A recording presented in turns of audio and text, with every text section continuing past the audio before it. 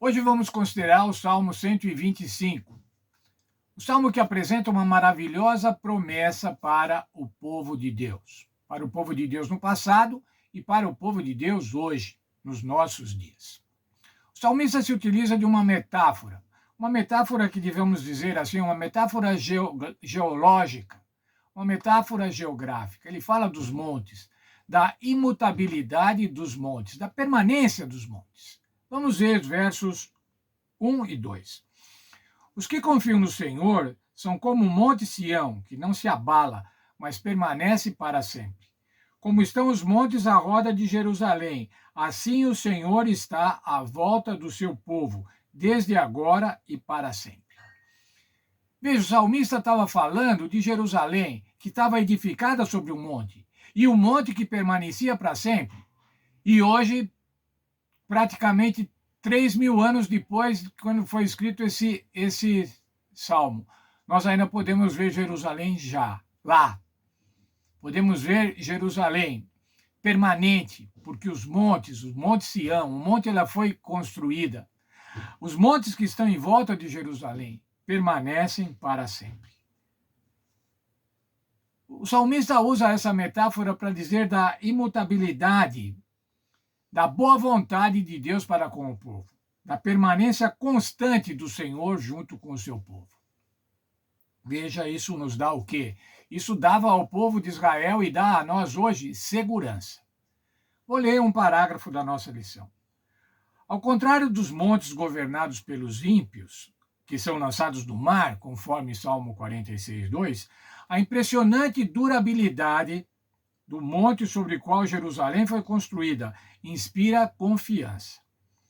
A certeza da proteção divina se torna mais ousada diante da realidade de que o mal parece prevalecer às vezes. No entanto, mesmo em meio a esse mal, temos esperança. Sim, irmãos, nós estamos nessas condições. Domínio do mundo, domínio do mal, o mal dominando sobre o mundo, mas nós estamos seguros. Nós estamos seguros na fé no Senhor Jesus, na proteção de Deus. Mas como é então que nós podemos ser tentados? O Salmo fala sobre isso. Como é que será que vamos desconfiar da proteção divina? Salmo 125, versos 3 a 5. O cetro dos ímpios não permanecerá sobre a terra destinada aos justos, para que o justo não estenda a mão à iniquidade. Faze o bem, ó Senhor, aos bons e aos retos de coração. Quanto aos que se desviam por caminhos tortuosos, levá-los-á o Senhor com os malfeitores. Haja paz em Israel. O Salmo está dizendo assim, o poder dos ímpios, o cetro dos ímpios. O cetro era aquele utilizado pelo rei, que simboliza o poder. O poder dos ímpios, ele não vai prosperar. Ele não vai ficar para sempre. Portanto, a prosperidade material e o progresso dos ímpios podem desanimar os crentes.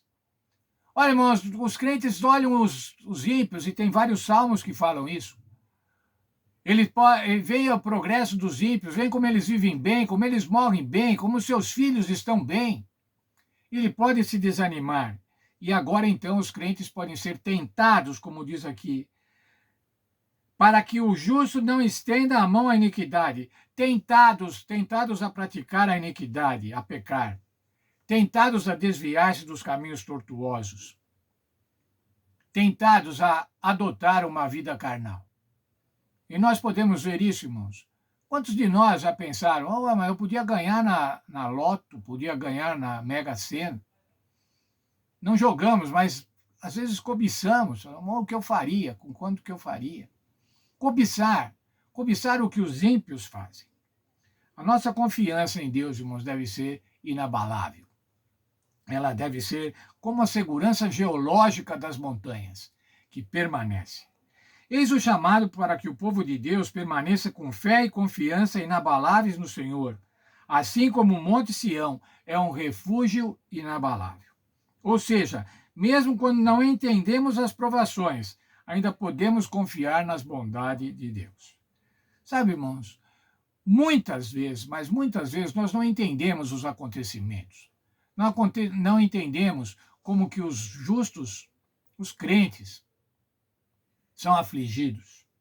Mas nós ainda podemos confiar na bondade de Deus. A segurança é garantida pelo caráter de Deus. E qual é o caráter de Deus, irmãos? O caráter de Deus é um caráter salvador. É um caráter que busca a nossa salvação, é um caráter que nos ama. E lá em Malaquias 3,16, como eu já disse ontem, lá diz assim: o Senhor Deus não muda. Portanto, o mesmo Deus que dava segurança a Israel, dá também segurança a nós. Veja um texto ainda da lição para concluirmos. Não temos, porém, razões para duvidar da palavra de Deus, pelo fato de não entendermos os mistérios da sua providência. Por toda parte há maravilhas que estão além da nossa compreensão. A dificuldade está na debilidade e na pequenez da mente humana. Como que nós vamos compreender, irmãos, os desígnios de Deus com a nossa mente finita, com a nossa mente limitada? Não dá para entender. Deus nos deu nas Escrituras provas suficientes do seu caráter divino e não devemos duvidar da sua palavra, pelo fato de não podermos compreender todos os mistérios da sua providência. Esse texto está no livro O Caminho a Cristo, de Ellen White. Fé, confiança, irmãos. Nós podemos e devemos ter confiança no Senhor Deus. Fé nas Escrituras.